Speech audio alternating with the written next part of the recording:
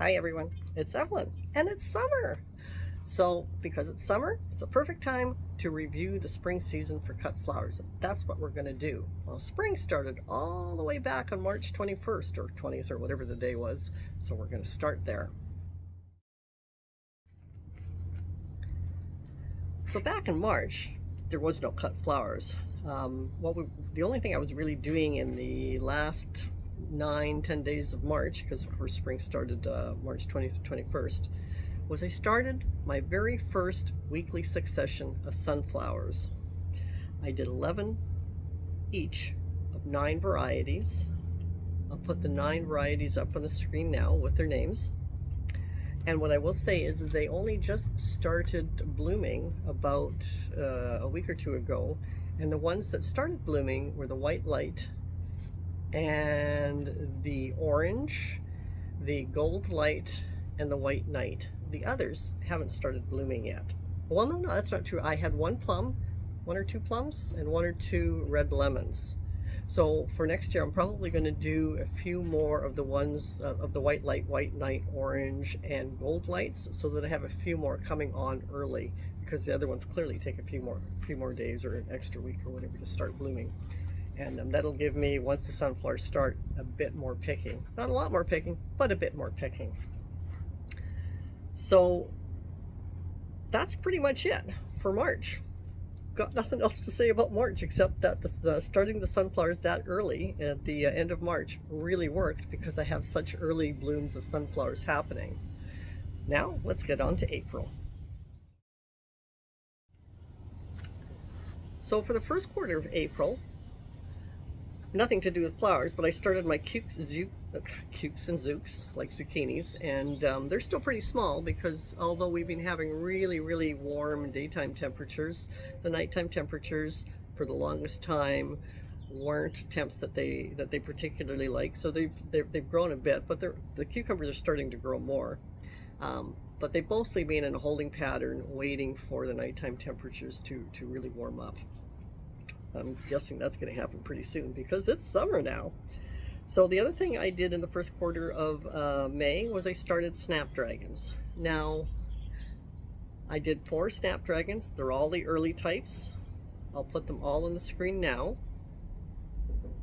And one thing with the snapdragons is they haven't started blooming, which is a lie, because 2 of them just started blooming, and they were the yellow ones. I forget off the top of my head, I can't remember the name. I'll put it on the screen. But the snapdragons were supposed to be for earlier blooms than now, because I have quite a bit more blooming now, and I really need my cut flowers to fill in that gap to the summer season. I also started African marigolds. Had nowhere to plant them, so they've sat in pots.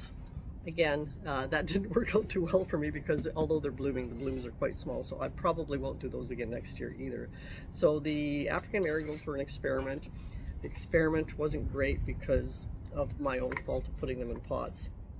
As far as outside goes, the crocuses started blooming, so that's great. That really does mean that summer was starting to happen. For places other than here, we basically, our soil almost never freezes here. We never really get that cold in the winter. There's just a few days here and there where we have frozen soil. For the second quarter of April, I planted out the 5 free Acidanthera bulbs that I got from the garden center back in March, and they're not blooming yet, so I still don't know whether I like them or not. I bought 6 blooming blue anemones and 6 blooming Picote ranunculus, so that when I was going to start putting my daffodils and tulips out at the road, I might be able to put some little tiny flower arrangements with them. For mid-April, my camellia bush was in full bloom. Well, not in full bloom, but it was really starting to bloom. And cherry blossoms were also blooming, and camellia blossoms pair really nicely with cherry branches with blossoms and red leaves on them. So I was looking forward to being able to get the flower wagon up onto the road. And also a few of my tulips were beginning to bud. So we got the flower wagon ready and we put it up on the road. I put in some pots of tulips. I put in a bouquet of the camellia, and I sold a number of those bouquets. I'll leave a link to my flower wagon below if you haven't already checked it out. It's one of my more popular videos, and it goes over how I get my flower wagon ready before I take it up to the road, and then I take it up to the road, etc. So for the fourth quarter of April, after having a really good successful, let's see, I got the flower wagon up on Thursday, and then I only had it up for 4 days, and I was actually almost running out of my camellias. And then on Monday, roadwork started on our street, and it was closed, and they were diverting traffic. So much for my great start for the flower wagon. We pretty much had nothing going by for, was it 4 or 5 days because of the road work, but at least the road got done. Anyway, not the road right in front of our house, the block before our house, but basically, well, several blocks before our house. So basically they were diverting traffic east and west of the road that we're on. And yeah, not much traffic going by into town. So my pots of daffs and tulips, they were looking okay. I was selling them starting on the weekend. I had a really great weekend, but that all kind of came to a screeching halt with the road work. The other thing I did in the fourth quarter of April was I started hardening off all my pre-started dahlias because I always plant them out for May 1st. So I was taking the time to make sure that I hardened them off slowly and easily for that. I unpacked, now that because I was getting them out and hardened off, once that happened, I unpacked all my thrifted vases that I had collected and stored over the winter, just in totes and boxes, etc., so that I could see them, so that once the flower wagon's going in production, I had access to all of my vases, etc. And I laid them out in my seed room, which was now empty mostly of all seedlings. There were still a few rollites going and a few shelves still being used, but all the ones that were now empty, I could put all my vases onto so that I could easily see at a glance what I had. So that's April now. So now we're into May. The road work is over. It's still really beautiful, sunny. And my roadside flower wagon was back up and running for 3 days. Then we had torrential rains and winds like you wouldn't believe.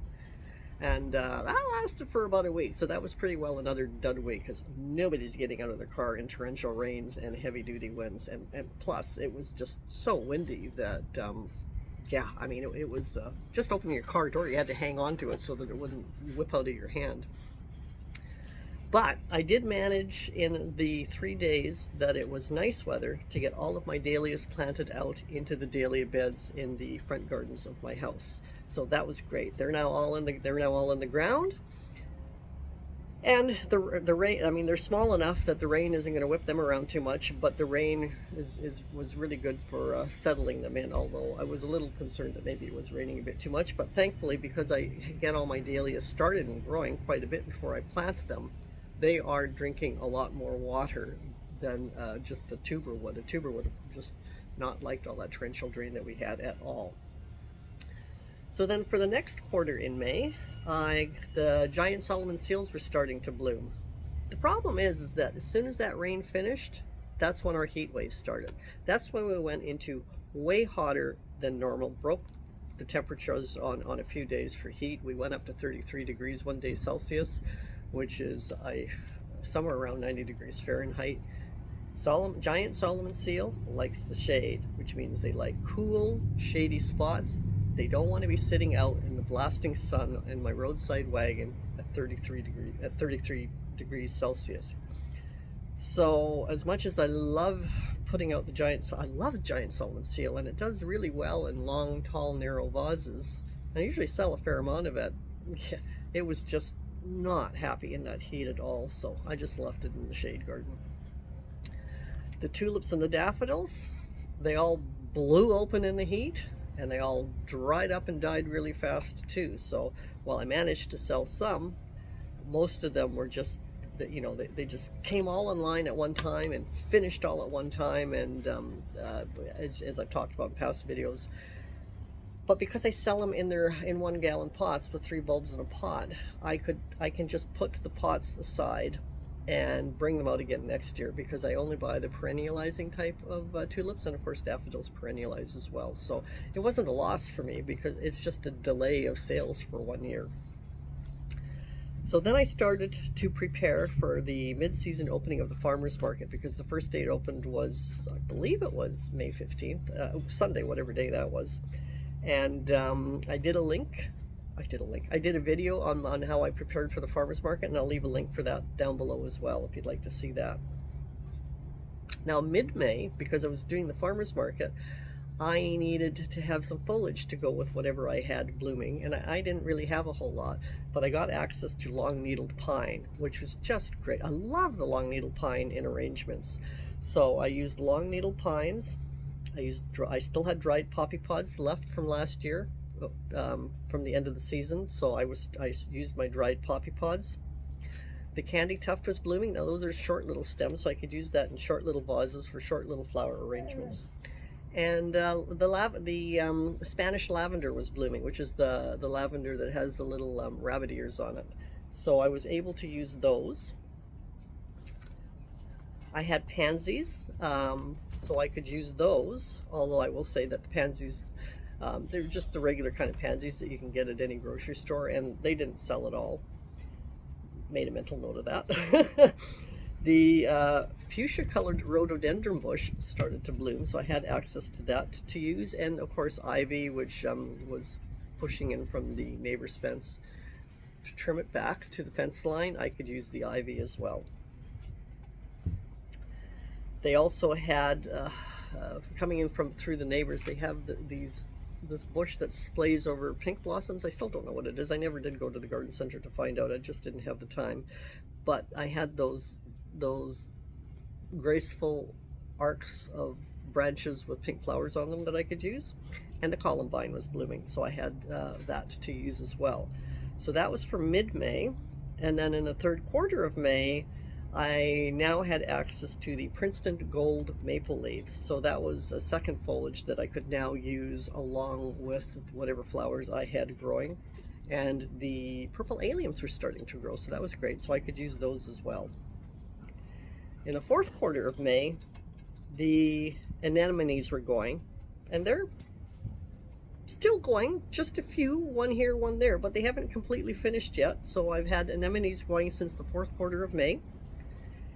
The pink rhodo from the neighbors was blooming, so I was able to cut from that. My Ito peonies, which are not supposed to bloom until June, and they're sort of supposed to bloom throughout June, they bloomed for just that last final week of May. There might have been one or two the next week, but so I had a lot of Ito peonies that I could make arrangements with. Foxgloves as well, although I was finding that in the heat, because we're still in this intense heat wave, and it, like I said, it hasn't stopped. We barely had any rain, which is so unusual considering we're a temperate rain climate here. But anyway, the foxgloves, I found that you get to about the bottom third blooming, and the top third hasn't bloomed yet. In the heat, the top third that's still in bud form will start to wilt and sag, but if I pinched that off, then the foxglove still did really well. The red rhodo started blooming, and that's the one that everybody loves, and that's the one in bouquets that sells really, really well.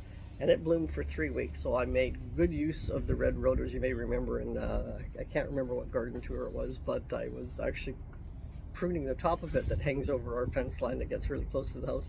I'm out one of our upstairs window with a stick pruner and dropping big long sections of it to the ground that are run downstairs then and cut it off into bouquet lengths. And the ranunculus was up and running in good time too, so I had lots of ranunculus to use as well. So I had quite a lot of flowers that I could use towards the end of May. So that's May.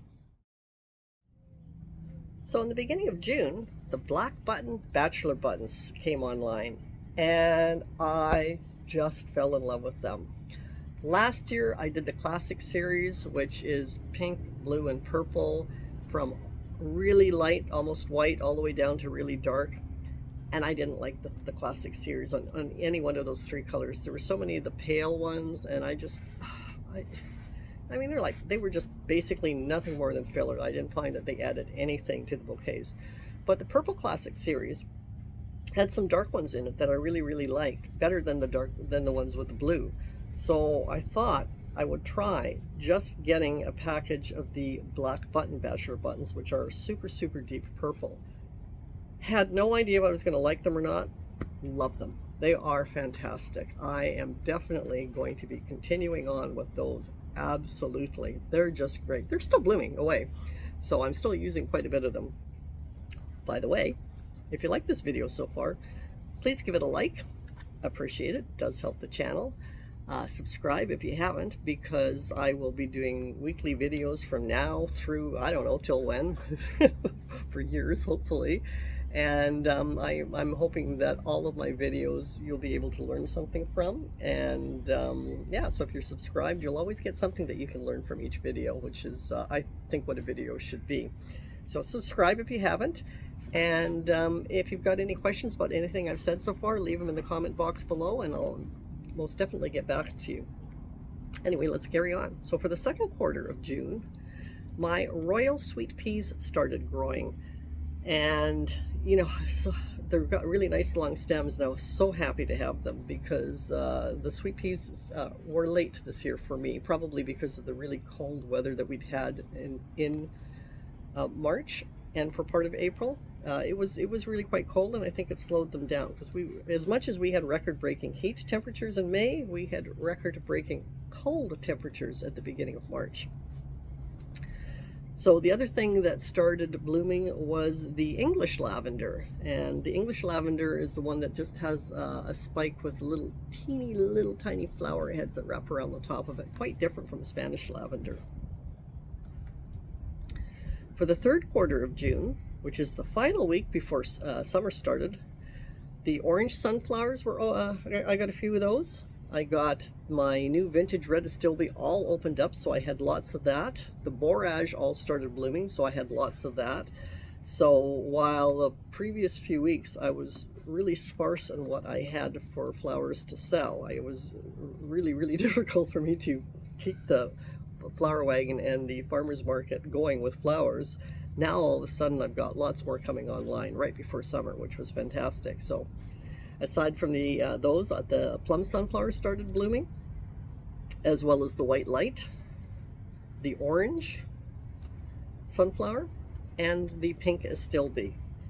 Now the pink Astilbe was actually, I had gone to the garden center and bought 2 large pots of pink Astilbe that were all in bloom, and because they were all in bloom, they only had 2 left, and they wanted to clear them out. So they gave them to me for half price. So I got them at a really good price, and I got home and I cut all the flowers head off and used them in bouquets, and then I planted them. So that worked out really well because they were like full of blooms. It wasn't like just 1 or 2 heads. It was, I didn't count, there were so many of them. So also my Astilbe bridal veil, which is a white Astilbe, bloomed, and it was beautiful. So that was actually the main reason I went to the garden center. I absolutely loved the bridal veil Astilbe. So I went to the garden center where I had bought that one last year to see if they had any more bridal veil, and they did. So I bought a second bridal veil so that next year I should have about 3 times as much. The one that I bought will produce as much as the one that I bought last year, but the one that I bought last year will produce twice as much, so I should have about 3 times as much of the bridal veil Astilbe. My red lemon sunflowers also started to bloom, as did the white knight. My African marigolds were blooming, but they're all in pots, so they're pretty small, so I only used them in little small flower arrangements. I mean, they're cute. They looked actually pretty good in them, so I may still do them because for what they gave, little arrangements was quite fun. And as I mentioned before, the English lavender was blooming. So those are the flowers that fell within the spring season. It was completely different than previous seasons because the weather, of course, has been completely different. So while I have a blooming schedule going this year, a new one, I started a new one this year from my previous ones because a lot of things that I had been growing previously were now no longer in the garden, and I wanted to do it updated. But the thing is whether that applies at all to the next bunch of years, I don't know, because I could compare things that were on the schedule previously to what they were on now, and there was definitely sometimes 3 weeks differences in how things bloom. Like, for example, the snapdragons. If they're just starting to bloom right now, they're about 3 weeks behind, and that's probably purely weather related. And I've got Esri here again. Let me just show you Esri. Esri, say hi. Esri, say hi. There we go. There's Esri. Anyway, so I'm keeping my blooming schedule for this year. Oh, let me get this. Do I have this where it needs to be? Close enough. I'm keeping my blooming schedule in pencil for this year because I'm not too sure how it will affect next year's. Apparently, Esri really does want to be on camera or just block me off. So let me know if you found that your blooming schedule. I'm going to have to put Esri down because you're not going to be able to see me. Come on, off. Let me know if your blooming schedule was quite different this year as well from last year. It'd be interesting to know because some places seem to be colder than previous years, and of course a lot of places are a lot warmer than previous years, and the rain cycle is completely different too. I mean, California, didn't they have a lot more rain this year? And they never got rain. So, and we're not getting any rain, and we always get rain. So it'll be interesting to see you guys how this weird year of weather has affected you in your gardens. So what missed the spring cut was my double Shasta daisies. I love them. They're fantastic. As much as I am not going to use regular daisies in my bouquets if I don't have to, I did use a few just because I had them, and they actually fit in really nicely with the sunflower bouquets. But they're basically free flowers in there because nobody where I live considers a Shasta daisy a flower to be used in a bouquet. They grow like crazy on the sides of roads. They're like weeds in gardens. So if I put them in a bouquet, it's going to go in there with a $0 attached to it. It's just to fill a dark hole or something. And I used a few of them for that. But the double Shastas, that's a totally different story. I absolutely love the double Shastas. I may go back to the garden center and see if they have some of that having come in, because I may increase my stock on that. I bought 2 plants last year and it's fantastic. It's so cool. The other thing that's blue that just missed the cut for the spring cutoff is my dahlias have started to bloom. I have tried for so many years to get my dahlias to bloom for the beginning of July. Never any success. The only reason I'm getting success this year is the weather, clearly, because of how hot it's been. They're coming on quite a bit more. I have had, I've cut 4 Edinburgh dahlias, which is a decorative dahlia. I've cut, oh, I can't remember the name of that one. I'll put it up on the screen. I've cut one of those. I just cut a dark red one. Which one was that one? Oh, blanking out. I'll put the name of that one up on the screen as well. Probably a picture of it. And I've cut a few of I think it's called Purple Wave. I'm blanking out the names of my dahlias, but I'll put the name of that one up on the screen as well. And some of the yellows look like they're starting to get ready to open too. So this is just like so exciting for me, because once dahlia season starts for me, it's full on. It's just full on. Everybody loves the dahlias. They bloom like crazy in my garden. They have really good vase life because I make sure that I water them a lot. They are just fantastic. So that's what's just missed the spring cut, because it's only a few days after spring started. So clearly not a lot of stuff missed the cut yet. Oh yeah, and those 2 snapdragons, and I'll put a picture of those up on the screen as well. Now let's go over what I consider to be failures for the season. First failure, maybe not a failure, possibly a failure, is the nigella. I'm not using the nigella flowers. They were starting to bloom when they were really short, and I thought that was an absolute failure. And then for some reason they all shot up in size and they're a lot taller and blooming. But they're shattering so fast in this heat, so there's no way I'm using them as a cut flower. And 2, I'm not that excited by the flower. So many people love the flower of the nigella, but yeah, I don't care about it at all. A lot of people do say that they grow the nigella simply for the dried seed pod. So just like I love dried poppy pods because I can use them early in the spring when there's not much blooming, even though the flower is a failure, I'm hoping the seed pod will not be a failure. Don't know yet because they're just in bloom. and the poppies are blooming like crazy in amongst them, and it's really pretty, the blue and the red, and then with the sweet peas behind them. But the flower itself, absolute failure. Couldn't care less about them. Have no interest in using the nigella flowers in bouquets at all. Branching stalk never grew more than about 3 inches tall. It was a complete failure. So I won't be growing stalk again. It even the little flowers that it put on it, yeah, I actually didn't even find them pretty. I didn't like them at all. So for me, the stalk is the biggest failure of the season for the spring, because I had really hoped to have both nigella flowers to use in the spring as well as the stalk flowers to use in the spring, and both of that were complete no's. The other thing that was, up to now, a complete failure for my spring blooms was the snapdragons, because they haven't started blooming yet. Don't know if it's the season. It's the second year I've grown them. I grew different varieties, and I made sure I picked the ones that were earliest to bloom, but they still haven't bloomed. They're coming online at the same time as the snapdragons that I grew last year did. So we'll see. I'll use them as they start blooming. I have to think long and hard about whether or not I want to grow sunflowers, snapdragons again, because if they're only going to bloom from July on, I'm not sure that that's good use of the space in my very small cut flower beds, because I need spring flowers. Now that said, this is only the first year that the dahlias are coming online for the beginning of July. So if I don't have those and I just have the sunflowers, maybe I do need the snapdragons. I think I'll probably buy the seeds. Whether or not I use them is a different story, because I'm so on the fence with that right now. And I don't want to not buy the seeds and then decide that I want to grow them, and then the seeds be out of stock for the ones that I want to grow. I'll wait and see the 4 that I bought when they bloom. If I like them, I'll buy the seeds. If I don't like them, clearly I won't buy the seeds, and I'll just go from there. So it's been a very, very interesting year.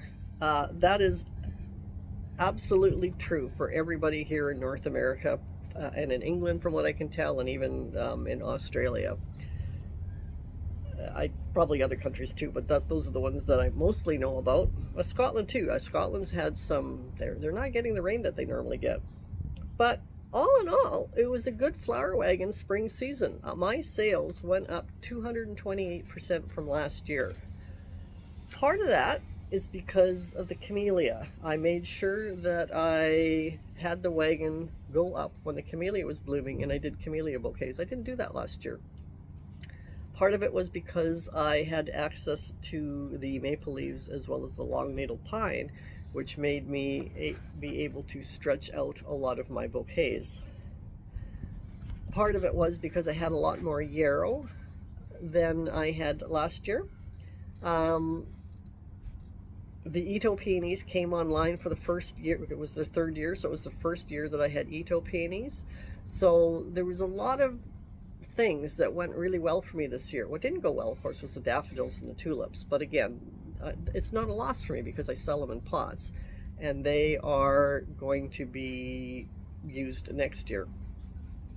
So the other thing that I think that might have boosted my sales this spring, and is one of the reasons why I started doing the farmers market last year, because for me, doing the farmers market and the flower wagon, it's been always, last year was just a constant scramble, because I'm selling flowers at the flower wagon through the week, and then Sunday rolls around and I have to do the farmers market, and I just don't have a lot of flowers left because I don't have a week's worth of flowers. Plus last year I was selling to a florist. Now she's moved to Europe for the summer this year, where she's taking a course of some kind. She's back again in the fall, but I'm not selling to that florist this year, so I do have the little buffer from not selling to her this year. So that helps a bit too. But why I did the farmers market last year, the main reason I did it was to promote my flower wagon, because the farmers market is not that far away from me. I can literally walk to it. If I drive to it, it takes like a minute or two at the most. I don't even think it's a mile. And so when people were there and they're looking at my bouquets and whatever else I have there, and we're talking flowers, and I say, "Do you know the Flower Wagon on Alder Street?" That's me, blah blah blah. So I was using the farmers market as a way to advertise myself. And I did notice that when the farmers market ended, which was the first week in September, for the rest of September, uh, and for October, my sales had a huge bump up from the previous years at the Flower Wagon. So I can't remember if I had a bump up in November. No, actually, did we have? I can't remember how long the daily when we had our first Killing Frost. Was it in October or was it in November? I have no idea. Anyway, my sales were definitely quite a bit higher at the Flower Wagon once the farmers market shut than that same time period the previous years at the Flower Wagon. I didn't get a bump up in sales at the Flower Wagon while the farmers market was happening, because people were then going to the farmers market to buy flowers. But I think my spring sales may have received that same bump up from last year's farmers market as the fall sales did. Don't know, because there's those other factors too about the flowers that I have this year more available than I had last year as well. But that's so my sales at the farmers market, I will say, only went up 2%. The farmers market has not increased in sales, and even that's with two more markets for the spring season, because last year it started at the beginning of June. This year it started at the beginning of May. So in reality, my average sales per week are down from last year, and yet my average sales at the Flower Wagon are up. So 228% and 202%. So I can't complain one way or the other, because a lot of the people that may have been buying my flowers at the farmers market last year may still just be coming to the Flower Wagon to buy them this year, and that's why my average sales have dropped a bit. There's too many variables to actually know the answer to that. So I mentioned that I've already added more yarrow and bridal white, bridal veil astilbe to my garden for next year, and that I'm probably going to go see if they have some more of the double Shasta daisies, because those are fantastic.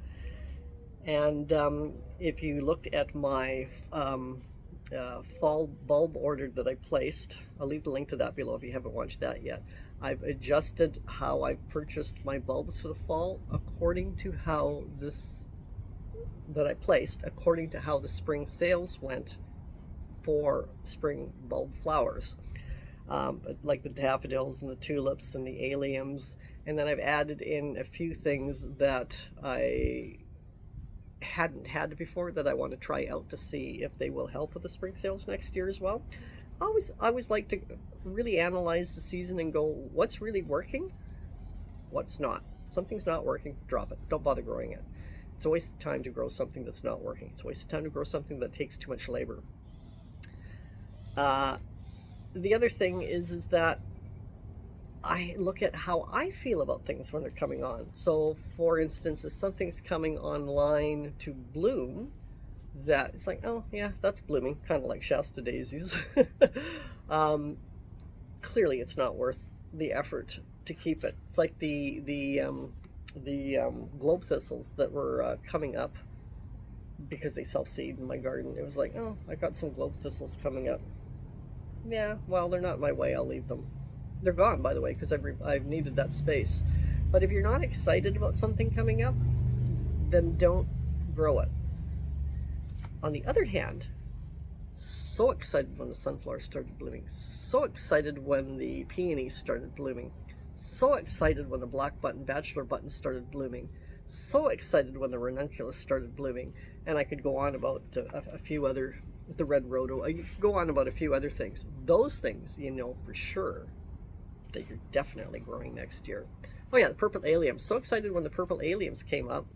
Didn't care when the white alliums came up. Same size, just one's white, one's purple. The white's like, eh. So if I need the space where the white ones are growing, I'll just dig them up and give them away probably. Or put them in a pot and sell them. I don't know. I don't know what I'll do with them yet. At this point, they're not in the way.